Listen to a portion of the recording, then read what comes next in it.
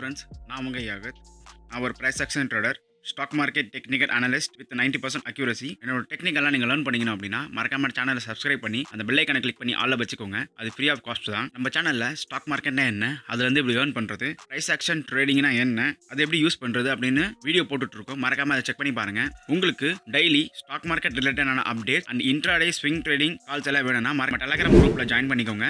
நான் daily stock market ரிலேட்டடான updates and swing trading calls and intraday trading calls எல்லாமே update பண்ணிட்டு இருக்கேன். ஜாயின் பண்ணிக்கோங்க. உங்களுக்கு ஸ்டாக் மார்க்கெட் ரிலேட்டடான சந்தேகங்கள் எதனா இருந்தா கீழே கமெண்ட் பண்ணுங்க, நான் ரீப்ளை பண்ணுவேன். இல்லைனா இன்ஸ்டாகிராமில் ஃபாலோ பண்ணிக்கோங்க, அங்கே மெசேஜ் பண்ணுங்க, நான் கண்டிப்பாக ரீப்ளை பண்ணுவேன். இப்போ வாங்க வீடியோக்குள்ளே போகலாம். ஓகே,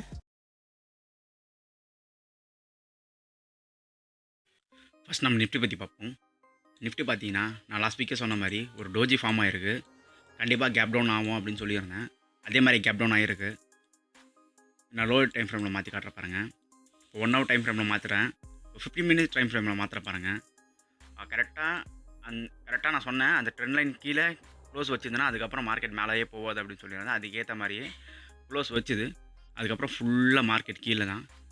கீழே வந்துட்டு இப்போ மார்க்கெட் கடைசியாக எங்கே நிற்குது அப்படின்னா ப்ரீவியஸ் லோ, அதாவது இது வந்து ப்ரீவியஸ் லோ. இந்த இடத்துல ஒரு ரிவர்சல் எடுத்து கரெக்டாக 17,100 மார்க்கெட் நிற்குது இப்போ. சரிங்களா? இந்த ப்ரீவியஸ் லோடு எப்படி சொல்கிறேன் அப்படின்னா அந்த ஒரு 18,600 டச் பண்ணிச்சு பார்த்தீங்களா மார்க்கெட்டு. டச் பண்ணிவிட்டு கீழே வந்துகிட்டே இருந்தது மார்க்கெட். உங்களுக்கு நல்லாவே தெரியும். கீழே வந்துகிட்டே இருந்துட்டு ஒரு இடத்துல கன்சல்டேஷன் ஆச்சு. இந்த இடம் தான் கன்சல்டேஷன் ஃபேஸ். இந்த மார்க் பண்ணுற மாதிரி இந்த இடத்துல கன்சல்டேஷன் ஆச்சு.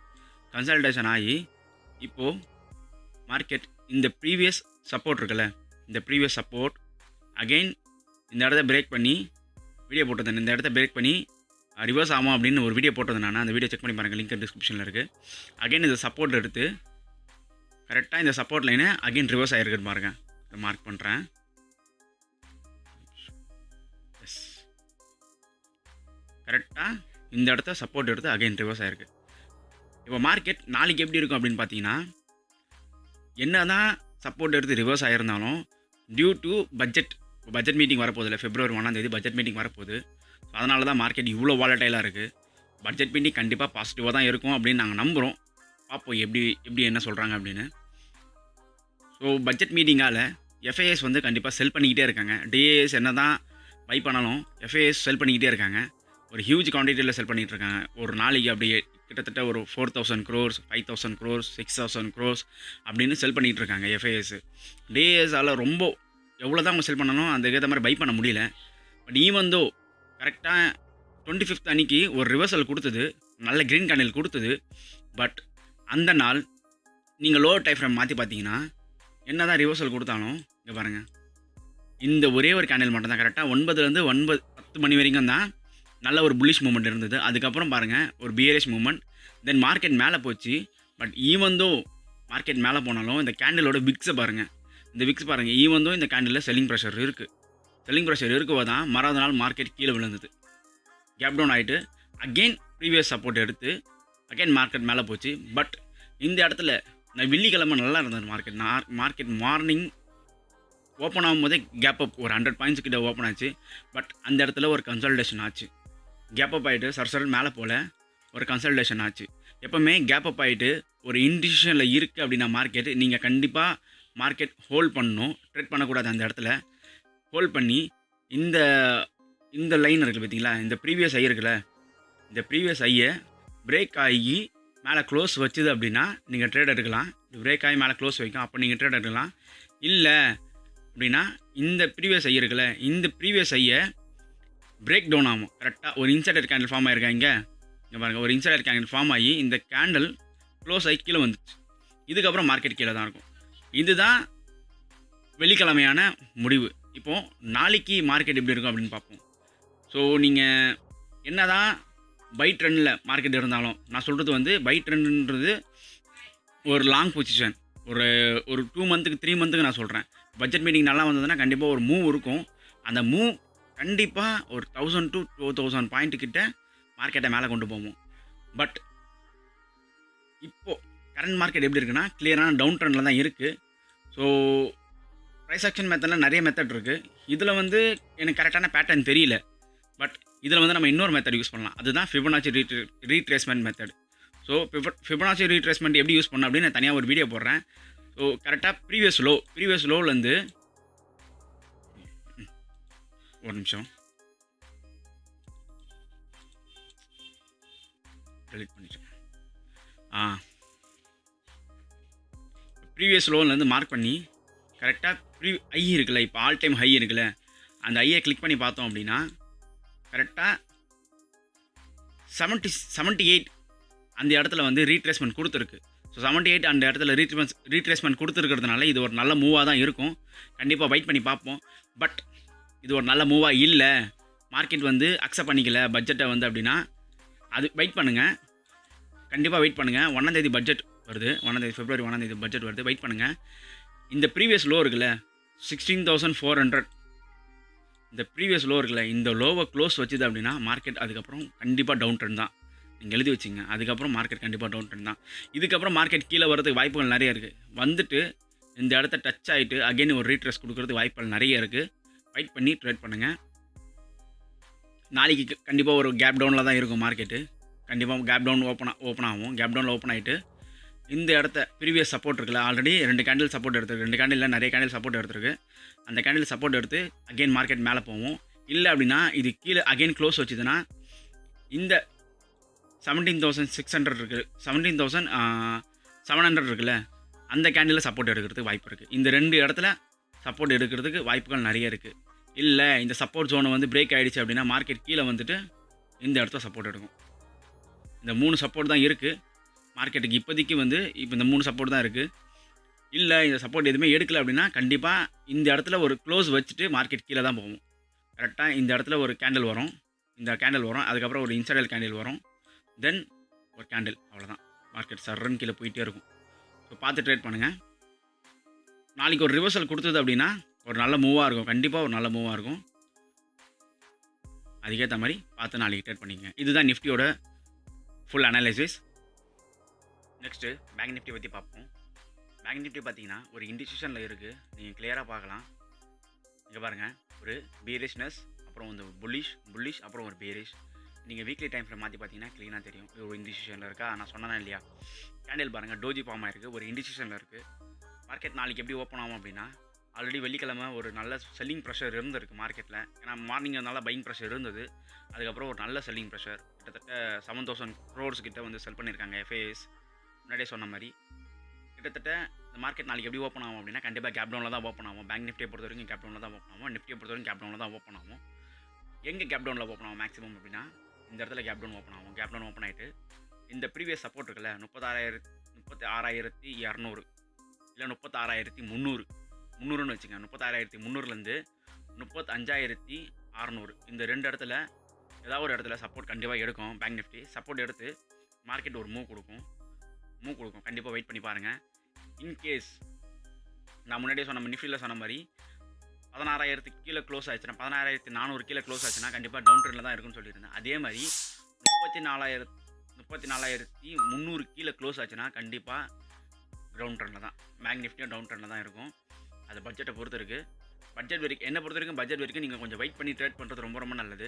இல்லை நீங்கள் ட்ரேட் பண்ணணும் அப்படின்னா ஒரு மினிமல் குவான்டிட்டி, ஒரு லாட்டு இல்லைனா ஒரு ஷேர்ஸில் ட்ரேட் பண்ணுறீங்க அப்படின்னா ஒரு 50 ஷேரு இல்லைனா உங்கள் பர்சன்டேஜ் ஆஃப் மார்ஜின் இருக்குல்ல. இப்போ ஃபார் எக்ஸாம்பிள் நீங்கள் 1 lakh வச்சுருக்கீங்க அப்படின்னா அதில் வந்து ஒரு 5,000 ட்ரேட் பண்ணுங்கள், இல்லைனா ஒரு 10,000 ட்ரேட் பண்ணுங்கள். உங்கள் பர்சன்டேஜ் ஆஃப் கேபிட்டல் வச்சு நீங்கள் ட்ரேட் பண்ணுங்கள். அதுதான் சிம்பிள் அட்வைஸ்.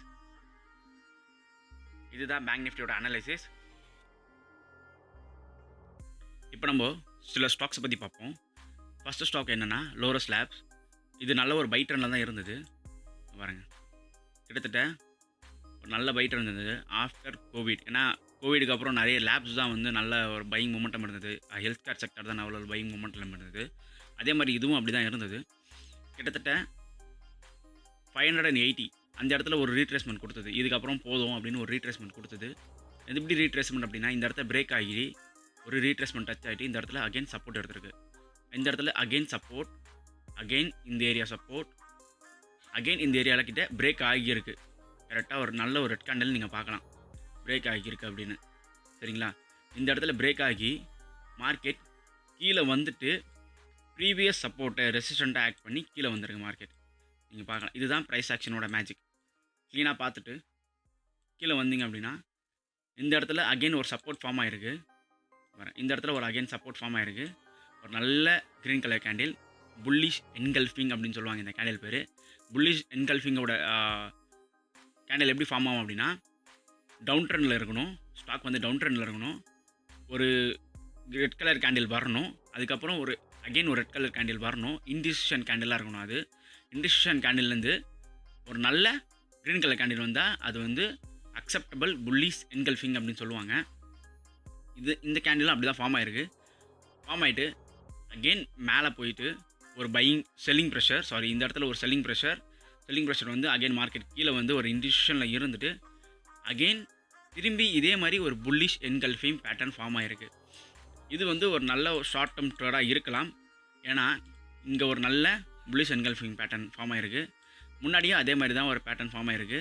அந்த பேட்டர்னில் கிட்டத்தட்ட ஒரு எத்தனை பர்சன்டேஜ் மூவ் பார்த்தீங்கன்னா 17% மூவ்.